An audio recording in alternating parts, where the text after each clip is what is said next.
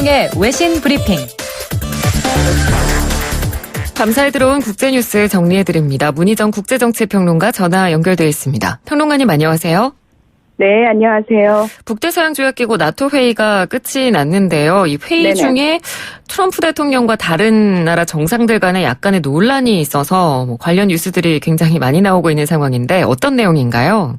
네, 지난 3일 밤에 이 캐나다와 영국, 프랑스, 네덜란드 정상들이 버킹엄 궁에서 열린 연회장에서 도널드 트럼프 미국 대통령에 관해 나눈 대화 동영상이 공개돼서 지금 파장을 일으키고 있죠. 네. 이 캐나다 공영방송 CBC가 트위터에 올린 짤막한 영상에서 쥐스탱 트리도 캐나다 총리가 이 세 나라 정상들에게 그가 40분 동안이나 기자회견을 하느라 회담 자리에 지각했다고 말하는 등 이 정상들은 자신들의 대화가 녹음되는 줄도 모르고 대화를 하는 듯한 모습을 보이고 있습니다.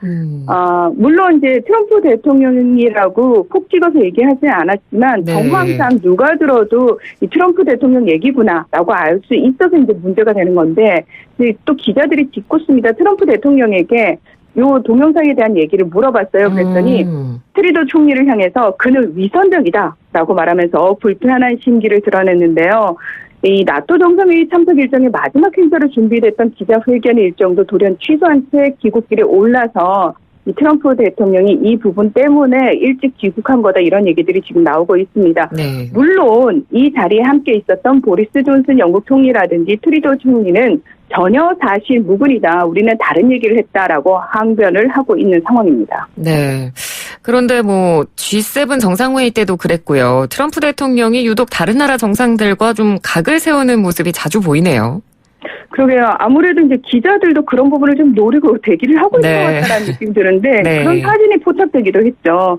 이번에는 나토 창설 70주년을 기념해서 29개국 지도자들이 모였기 때문에 과연 무슨 얘기가 나올 것이냐. 아니나 다를까 트럼프 대통령 역시나 전 세계적인 논쟁과 관심의 대상이었습니다. 네. 사실 그동안 트럼프 대통령은 나토 탈퇴까지 언급하면서 회원국들에게 방위비를 더 내라고 계속해서 압박을 하면서 갈등을 빚어온 상태였습니다. 네. 실제로 나토 회원국들은 지난 2014년 국방 예산을 10년 뒤인 2024년까지 각국 국내 총생산 GDP 대비 2% 수준으로 올리기로 했는데 현재 이것을 지키는 나라가 29개 중에서 미국을 포함해서 9곳에 불과한 상황입니다.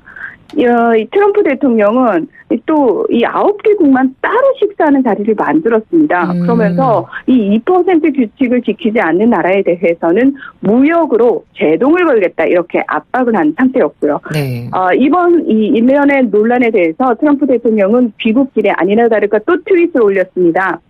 그러면서 가짜뉴스 언론이 나토를 위한 나의 성공적인 런던 방문을 깎아내리기 위해 별짓을 다 하고 있다. 그러면서 이제 자신의 치적을 또 자랑을 했는데요.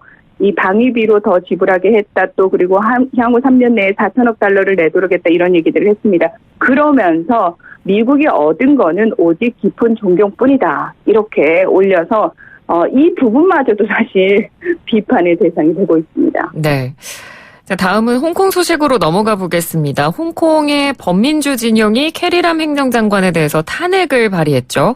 네, 그렇습니다. 지난 4일 25명의 범민주 진영 의원들은 홍콩 의회인 입법회 전체 회의에서 캐리람 행정장관의 탄핵 추진 안건을 발의했습니다. 그 이유는 이 범죄인 인도법, 이 송환법을 강행했고 시위대 강경 진압 등 위헌적 결정을 했다는 건데요. 아마도 이제 최근 구의원 선거에서 범민주 진영이 압승한 것과 또 19.7%를 폭락해서 역대 행정장관 중에서 최저 지지율을 기록하고 있는 캐리람 이 행정장관에 대한 이런 상황들에 힘을 입어서 이런 탄핵을 발의한 게 아닌가 이렇게 싶습니다. 네.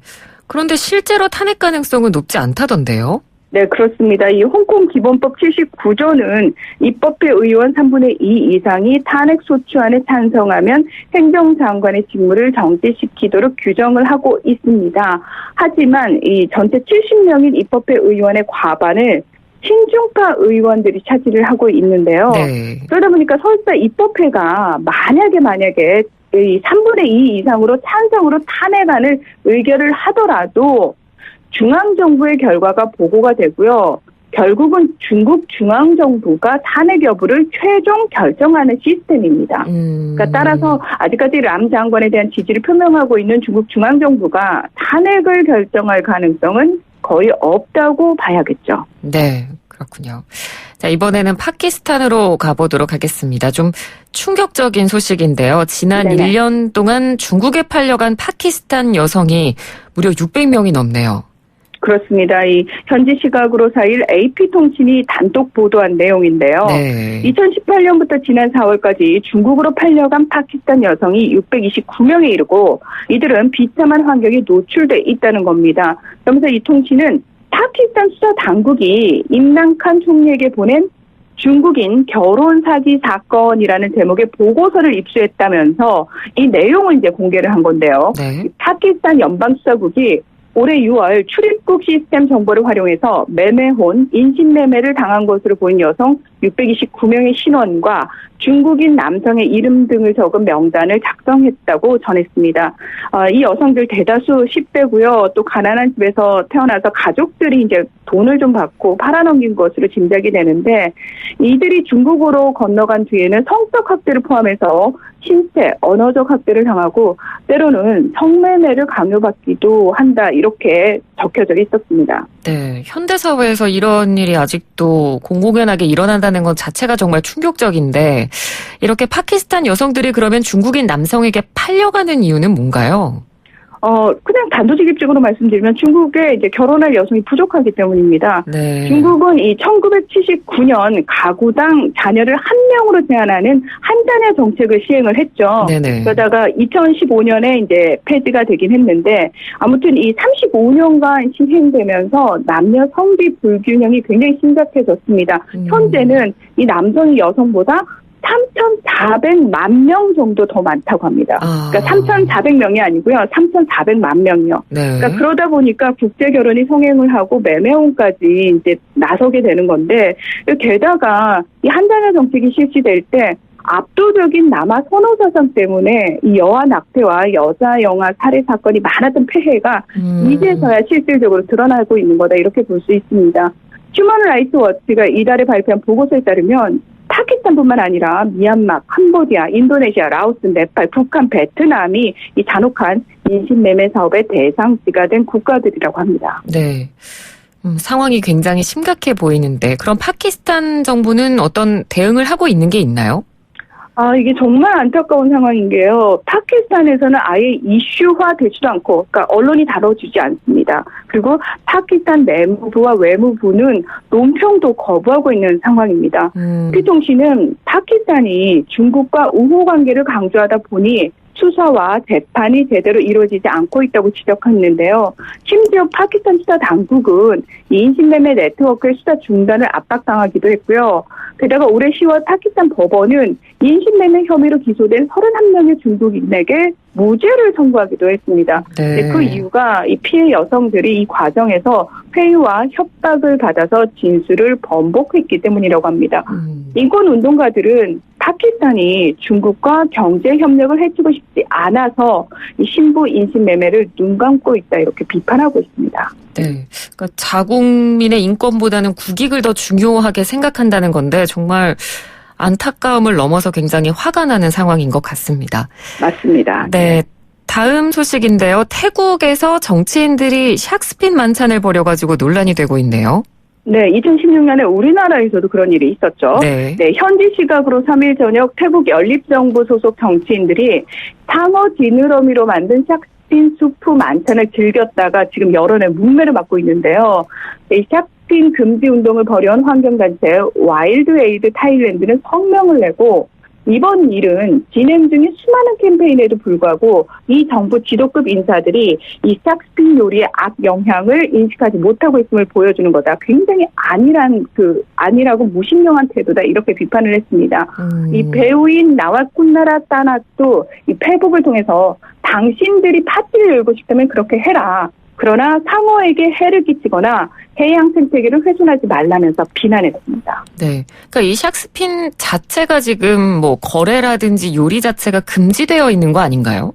네, 뭐 일부 국가에서 사실 금지되고 있고, 네. 뭐 심지어 중국 정부도 공식 연회에서는 싹스핀 요리 제공을 금지하고 있는데요. 이 미국 비영리 단체 퓨 자선 기금에 따르면 상업적 목적으로 포획되는 상어가 연간 1억 마리에 달해서 일부 상어는 멸종 위기에 처했고요.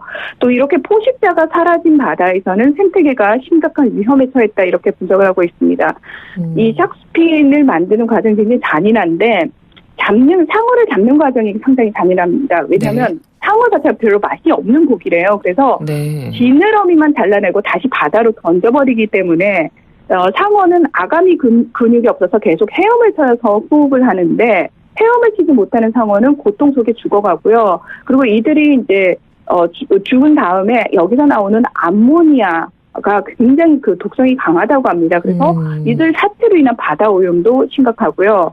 이 샥스핀 자체는 거의 맛이 안 나기 때문에 이 식감과 양념 맛으로 먹는 요리이고 그렇기 때문에 자신의 부를 과시하기 위한 요리라는 인식도 강한 편입니다. 네. 무엇보다 상어가 이 바다의 최상위 포식자이기 때문에 또 수은 중독률이 상당히 높다고 합니다. 그래서 사람의 건강에도 별로 이롭지 않다는 연구 결과도 있습니다. 네, 그렇군요. 참 많은 부분을 생각하게 하는 것 같습니다.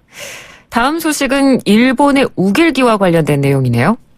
네, 어제 요미우리 신문이 일본 외무성이 아시아태평양 전쟁 당시 전범기였던 우길기와 닮은 문양이 들어간 일본 고미술품들에 대한 해외 조사에 본격적으로 나서고 있다라는 내용의 보도를 내놨는데요. 네. 이게 이제 무슨 내용인지를 봤더니, 그러니까 우길기와 비슷한 문양이 그려진 그림을 지금 찾고 있다는 겁니다. 왜냐하면 우길기가 오래전부터 일본에 정착해 있던 전통 문양이다라는 걸 좀 증명하기 위해서라고 하는데요. 네. 이 우길기는 일장기의 태양 문양을 중심으로 뻗어나가는 햇살을 형상한 군기죠.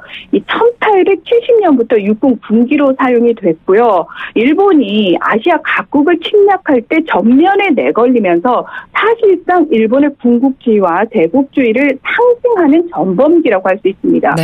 이 따라서 한국 등 주변국이 우길기를 군국주의의 상징이라고 비판하는 것에 대한 여론을 환기시키기 위한 그런 여론전이라고 볼 수 있고요.